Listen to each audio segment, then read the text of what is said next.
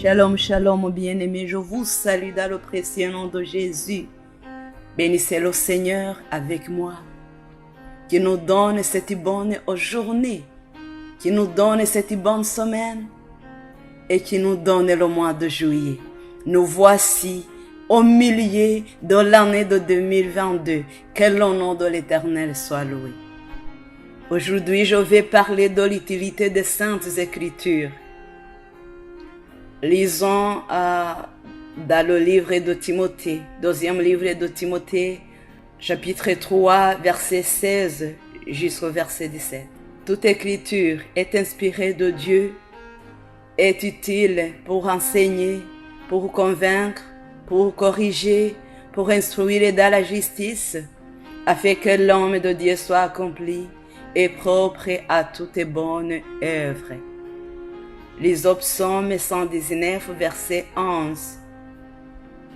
Je serre ta parole dans mon cœur, afin de ne pas pécher contre toi. L'utilité des Saintes Écritures est bien aimée. J'ai entendu pas mal de personnes qui disaient que la Bible est écrite par les hommes ordinaires, mais ce n'est pas vrai. Nous venons de lire que toute écriture est inspirée de Dieu, et c'est la vérité. Et nous venons de lire que elle est utile. Ce verset que nous venons de lire nous cite 4 utilités. La première, c'est enseigner. La deuxième, c'est convaincre. La troisième, c'est corriger. Et la quatrième, c'est instruire dans la justice.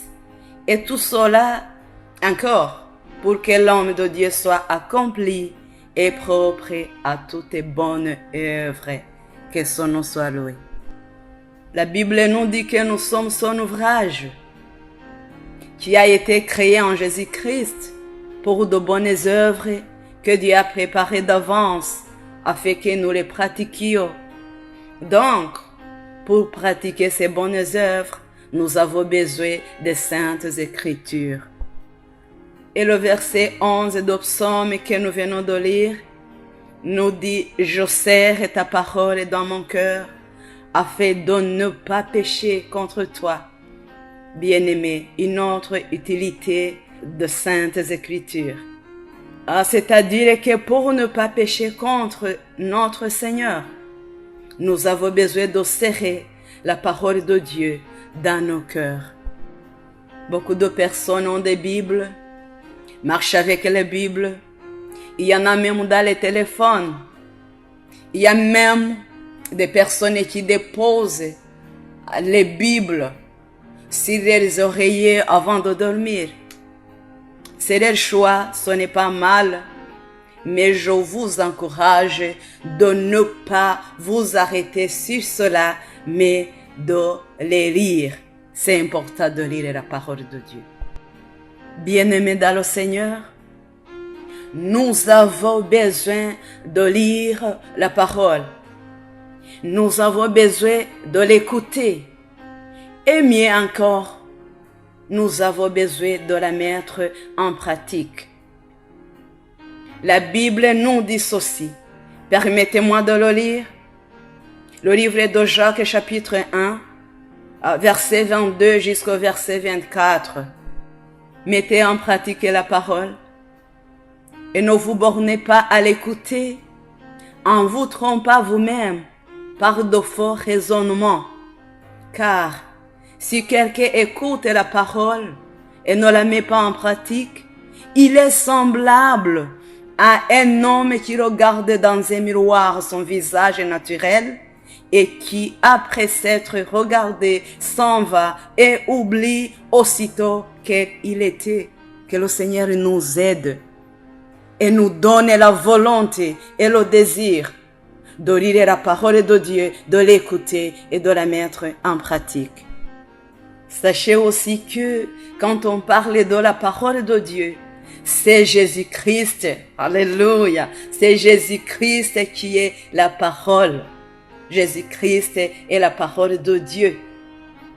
La Bible nous dit dans l'évangile selon Jean chapitre 1 verset 1 qu'au commencement était la parole et que la parole était avec Dieu et que la parole était Dieu. La parole de Dieu, c'est Jésus-Christ. Donc si nous disons que nous avons besoin de la parole de Dieu dans nos cœurs, c'est-à-dire que nous avons besoin d'avoir Jésus-Christ dans nos cœurs. Alléluia. Ce psalmiste a serré Jésus-Christ dans son cœur et pour cela, il ne peut pas pécher.